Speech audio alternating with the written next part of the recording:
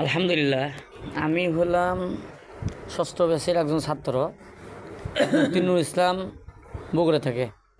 আমি আপনাদেরকে এখন দেখাবো ওস্তাদের শেখানো পদ্ধতিতে কীভাবে হারকিন ঘোরাতে হয়। ইনশাল্লাহ আপনারা দেখেন, খেয়াল করেন।